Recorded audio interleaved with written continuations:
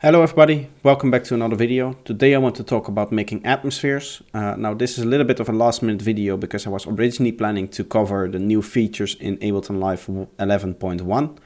But unfortunately I have some problems installing the new features. I have the new update installed according to the help menu, the version number, but I'm not actually seeing the new devices show up, so I cannot experiment with them yet. Which is a bit unfortunate. So instead what we're going to do is we're going to focus on atmospheric sound design. Now this was a video that I wanted to research a little bit more before diving into it, but I think I have enough of an understanding of what I'm doing to actually show some of the techniques that I use to create cool background atmospheres for within your tracks. Hey guys, I just wanted to quickly say if you want to support this channel, go to my Spotify or Apple Music. There you can follow me and add some of my songs to your daily listening playlist. Thank you very much. Let's get back into the video. So the way I've been doing this is doing it into an actual project. And you can see what I've been doing is I've been recording out my results here on this top track here and then actually saving them as if it's an audio library. So I've been basically creating my own sample pack. Now obviously for me this has the added benefit that I can eventually, once this is finished, sell this as an actual sample pack. You guys can get to buy this and actually use it. But if you're not into making your own sample packs and actually selling them, this also has the benefit that still you have your own actual sample pack that you can use for your actual productions. So why would you not do this within the actual production of the track? Well, first of all, what I like to do is when I'm learning something, when I'm trying to get better at a particular skill within music production, is to have that in its own little session and to not do that while having to worry about making a whole track. So that's one thing. You kind of separate what you want to learn and what you want to write into two different aspects of production. The second thing is that you then can use a setup in this particular case that makes it easier and a little bit faster to do what we're doing here, which is generate a lot of different atmospheres which all have a little bit of cohesion between them. So let's actually look a little bit closer at the setups. You can see here we have our pads. Now this is the main channel that I've been recording from. You can see this is the input. So anything within this pads group is going to be recorded onto this track, and that's kind of what we want. And what I've been doing then is I've been taking different pad sounds from different tracks, or I've been synthesizing them. In this case, the final ones are just synthesized, like you can see this one as well. And I've been running them through the same kind of effects change. So the individual serum instances are very dry, there aren't any effects happening. And the main atmospheric sound that we're getting is coming from the effects rack. So let's actually listen to this. First, without any effects, we have this.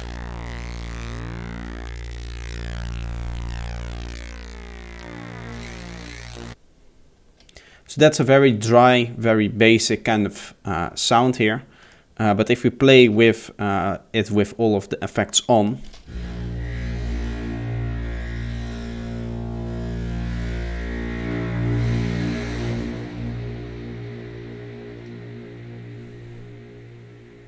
you can hear that it's very ambiental, and that's because mainly of the reverb and the delay. So what the delay is doing is it's creating this very extended kind of sound here. And then we have our reverb, which is at this point it's fully wet, which is giving that washed out atmospheric kind of sound that we're after. I have been playing with the dry wet. You can see here it's easily accessible. I don't have to open up the plugin, and it's also easy to automate for me. So what I've been doing for some of these pad sounds is that I've been automating the dry wet. For some of them, I've just turned it down. I believe, for example, for this one, there is a lot of dry signal in there.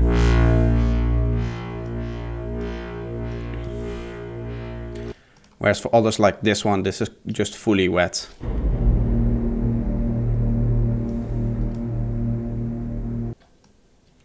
So as you can see, there's a lot of creativity that you can do just with the reverb on there. You can create a lot of different sounds. But what you also note is that throughout all of the sound, there's this kind of cohesion effect in that the reverb and the delay are basically the same, apart from obviously the dry wet amount for the reverb.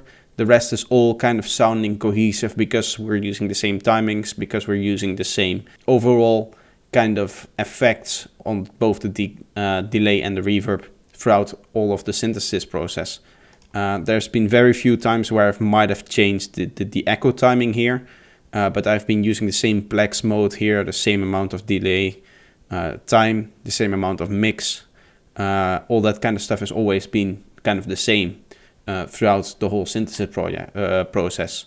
So that means that all of our sounds between them are very cohesive. Okay, so now that we know what's kind of up, let's actually look at how you would synthesize going into a chain like this. So first of all, I'm going to create a new MIDI, and then I'm going to turn off all of the effects other than the delay and the reverb here.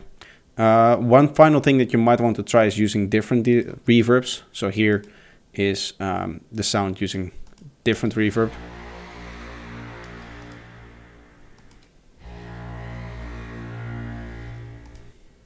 You get different kind of feelings depending on the reverb that you're using. So that's one final thing that we might want to experiment with later. So the first thing I'm doing is setting up the MIDI clip. And now a tip that I have, as you can see, these are all in A sharp. So I'm currently working on the A sharp part of this sample pack. I'm making all of the sounds in A sharp. And the way I would do that is just place down my single A sharp note and then put it in the bass register. So that means that we're playing A sharp 0 here, which is going to produce sub bass frequencies. What that allows us to do is use the full frequency spectrum, and it has this kind of growling, low, rumbling kind of feeling to it, which is what I'm after in this particular set of atmospheres. So now that we have a basic saw wave open, we can already hear some stuff happening. It's not sounding like an actual saw wave here. So we already hear kind of what the delay and the reverb are doing to the sound. But we can play a lot more with it. So in this case, I'm basically randomly getting a filter out. And the way I've been doing this is just kind of seeing what sticks and what doesn't. So I might try something like this, where we morph between some of the different filters and just set different filter cutoffs, set different resonances here, and just kind of seeing what that does to our sound. And maybe for this sound I want the drive to really go up here at this particular part, because I want to emphasize this part of the sound here maybe.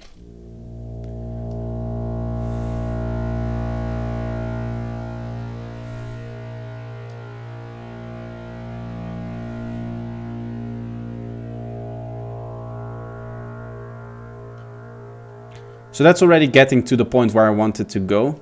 Now let's play with some of the different waveforms going into this. So I'm going to grab one of my tones from the tone pack, probably somewhere around here. I'm kind of looking for something squarey like this. And here let's do a little bit of syncing and just have it sync right here. Maybe we'll give it a little bit of like a fade out like this.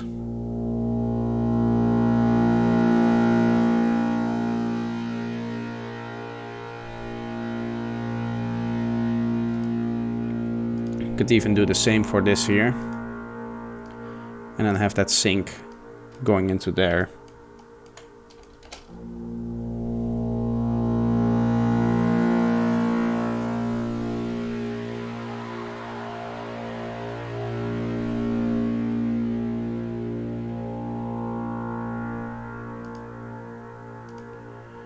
Final thing, what I'll usually do is do some soft clipping going into it. So I'm actually going to drive this pretty strongly so that we have a very nice gritty feeling to it. And then what we can do is we can give it the final like volume level going in. And this is just going to emphasize this point a little bit, as I said, what we wanted before. So now we have something like this.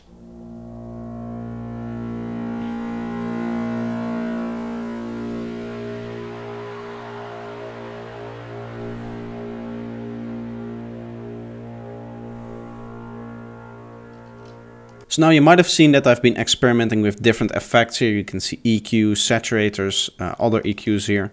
For now I'm just going to close these up because these are made for different sounds, mainly this sound here. They were all set up with that sound in mind there, and so there's automation on that and stuff like that. But we can set up something similar. Again, just sitting around the reverb and the delay here. So I'm going to add a little bit of an EQ here. And what we want to do is we just want to emphasize the movement a little bit that we've created before. So this is just going to be like a little bit of an EQ band going up and down. And then maybe I want to gradually get the top end out of there here at the end. And as you can see, this is not so steep filter, so this isn't very dramatic.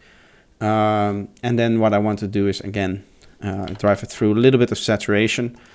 And then we can use that saturation's output volume to, again, give it the kind of volume shape that we want.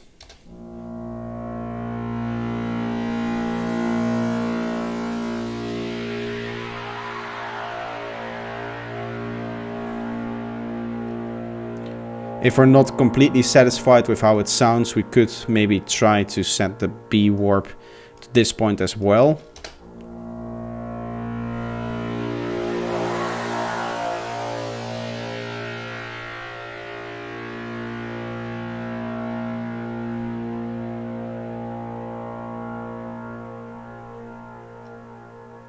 And that's kind of the atmospheric sound that we're after for now. So let's record this.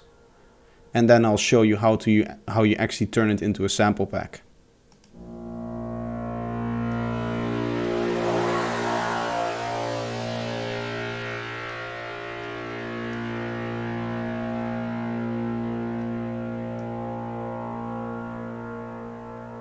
Always make sure that you get a significant amount of the reverb tail here, because you don't want it to suddenly just kind of stop. So what I've been doing for this one is I've been leaving it on for at least 8 bars. And then for the final bar, because it's already so silent there, I am comfortable just like fading it out. So then you select the whole thing, hit Ctrl J to consolidate it, or Command on Mac. And then you have the final waveform here if you set this to 0. So this is now your final sample. So to import that into your sample library that you're making, or wherever you're storing these to use later in your production, what you do is you put it just in here. You just drag and drop it into the folder. And Ableton allows you to see where you're actually placing it, in which folder, so it outlines the folder that you're placing it in. So that's really easy. And then where it's actually stored is that this whole thing becomes a project file. So it creates a clip with the sound inside of it. And the sound itself is then stored in here. So here you can give it a name. So now we drag the sample again in the same way into the sample pack. And then we can delete the project file. And we now have the sample. So that's how you quickly generate atmosphere sounds. And also create kind of the cohesion between them, as you can hear between something like this.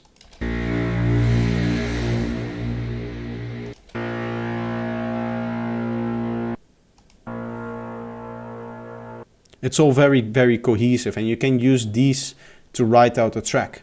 Alright, so in this part of the video I want to show you how you can actually use those atmospheres and put them in an intro. So what I have here is a intro pad which I've quickly made, and the important thing about this intro pad is that it has points of interest. Now what I mean by that is that there's automation, and that automation shows you that at some points it's a little bit louder, at some points it's a little bit more intense, there's a little bit more energy than in other points. Those points where the energy is at its highest or at its lowest, those are points of interest. So just looking at the automation, we can see that here, here, here, here, and here, those will be probably the main points of interest. If you break it down, it's probably the very start and the very end, because as we can see, those are where, for example, the filter cutoff is highest. And we can see here, we have a point of interest there, there, and there. So this whole pad is built up around points of interest, and that is really useful because it allows us to place our atmospheres in a way that they complement the pad sound.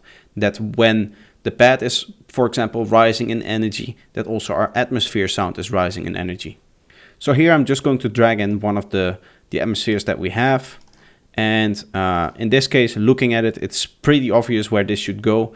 We can see it's a down sloping kind of atmosphere, so we're probably going to have it right there. And I'm going to set this to minus 11, somewhat like that, and that should work in terms of volume. Now we have a nice space for a bit of an impact sound, maybe if we want to add some other effects. I'm not going to do this for this video because I want to keep it towards the atmospheres here. But you can see that this should fit rather nicely within the intro. So we can directly move on to the next. One thing I recommend is that you turn off warping. As you can see, it drastically changes our waveform, and it should reduce artifacts that we have. So let's actually look at some different ones.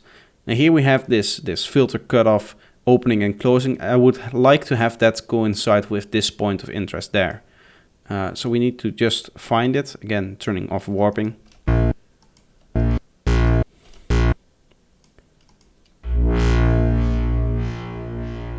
It's probably there. I want this to be a little bit lower in volume because it's a little bit more intense, and I also want to layer this up with a different atmosphere. So I'm looking.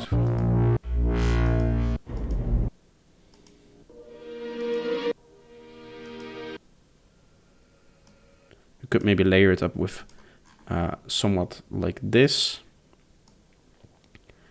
And here again, we can just look at the waveform and we can see that this is a point of interest because here there's a very big volume change. So this is gonna go to minus 13.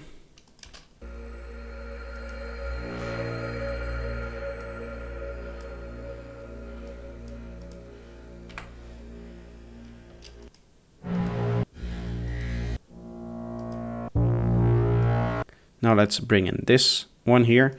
And a cool trick that you can do is, again, we're looking to put this at a point of interest. We're going to turn off warping, and we can see that probably this is a good idea.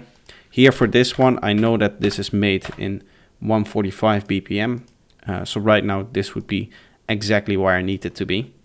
But you can see there's a little bit of a cloth up happening here. There's a lot of stuff happening right at the start. So for this one, we're just going to make it that it kind of fades in. It's not completely gone. I'm not going to go over up until here, but it fades in as these are fading out. So now we have something like this. Again.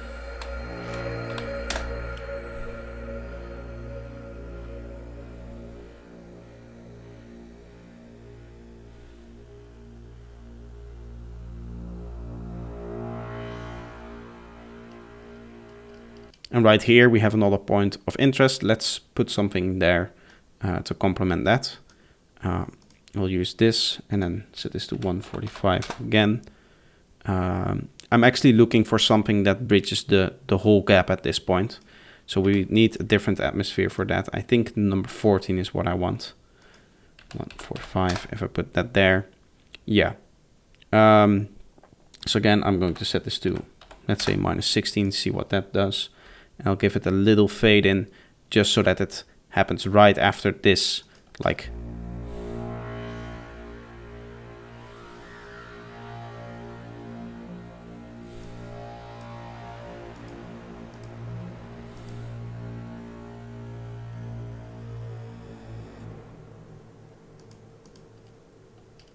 Now there we have a little change in pitch. What might be cool is to do the same thing right here with the pad. So I believe that the pitch was something like this.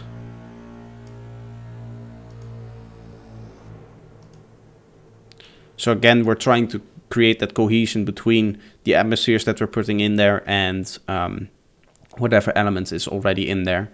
So let's just drop in another sound here. I'm just kind of placing it randomly. What I like to do is just check where it's at. I know, again, this is probably 145 here. Let's listen if that's correct. Because I made these samples, I already know at what BPM they were made, and that just saved me some time working on like with the BPM and making sure that it works within the track.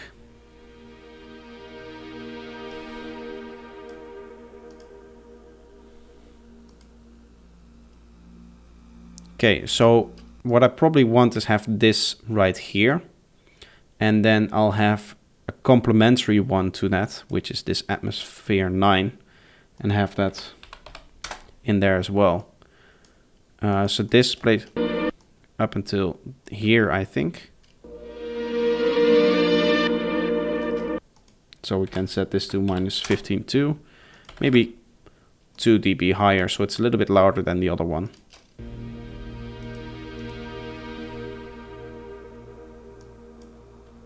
We'll have to use another atmosphere in here. Let's see if there's someone that we can find that we haven't used. I think number 10 would be okay. Okay, this is already on 145. I'm going to turn this one down significantly because it's too loud now. What I'm going to do is I'm going to place these things here and here. And for this one, I'll add a little fade in. Now what that's going to do is that this is going to transform it into like a main element of the track. And what that means is that it's part of our theme, and therefore having it on more places, it just reminds the listener of the exact same theme. What I would usually do with an atmosphere like this is also have it a few times in the drop. And the same can be done with, for example, this atmosphere here, have it there, and maybe even here, and then at 21 start your, or at 41 start your drop. So now we already have not only the intro, but also the pre-drop kind of atmospheric segment done. So now obviously you would start to add things like your kick and bass. Maybe you want to have your kick and bass play in here, but filtered. Maybe you want to have some more effects. Maybe you want to have some other drums. Maybe you want to have a vocal on top of this. Some of your lead sounds already playing. But at least now with this technique, you have a basic atmospheric idea that you can build on. Now, the cool thing is we can just group this together and do some processing. And what I like to do is, because we already have a sub bass in here, which you can see as I play it, we don't really need it in here. So we can just remove it altogether. Everything around 100 Hertz, maybe something like this. And then we also might want to choose to emphasize again our points of interest a little bit more by just slightly filtering down right there and right there. And again, same thing with the volume. What I'm going to do is just slightly turn the volume down here. But towards the intro, we want to go up a little bit in volume, or towards the end of the intro here, so towards the drop. And now you will see, once I record this, you should see all of the points of interest coming together. So now looking at the waveform, you can definitely see that there are several main points of interest. We have one here, there, but you can also see two here. We have one here, although this one is slightly off with the volume. It does continue on rising throughout this point up until here, but we might want to change this a little bit so that the volume follows a nicer curve here. This one is a little bit unclear. We might want to add another atmosphere here, but you can also see here and there that there are also two more points of interest where stuff is happening within the track. So now we actually have our structure for our intro completely finished. You can see by just using the atmospheres, which took me like 10 minutes while explaining things, so usually I do it even faster, I can come up with the whole structure for the intro and also have every point make sense in terms of the energy building up to it and going down. And now I can use that as a guide to place my other elements in the track. So I actually just want to show you as a little quick bonus how it looks like if I open up a project of mine and show you all of the atmospheres in there. And that just gives you an idea of how I work with the atmospheres within an actual production of mine. So as you can see, this is a major project. It's lagging my computer very much, and when it's not playing, it's using 30% of the CPU. So this is a very big project. I'm not going to play it now, but you can see the main idea here is that we have this massive group here with, in this case, just a delay on it and no actual reverb. And then there's a whole bunch of different sounds that all go throughout this delay. And throughout the track, I'm just arranging the sounds to give me the kind of background atmosphere that I'm after. So this is how you would actually use these atmospheres that you've synthesized within a project. In this case, I still synthesize them within the project itself, but I would recommend, as I said, doing it outside so you have a clear vision on what you're doing and you're not distracted by the rest of your track. That does make it a little bit harder to make sure that they are cohesive with the track, and that's why I recommend doing this first. So you have the atmospheres all cohesive with each other, and then you can write the track around that. So I hope you enjoyed this last minute video. It's a little bit of different thing that I planned on doing. I hope for the next video I can talk about the things that I actually want to talk about, which is the new Ableton features.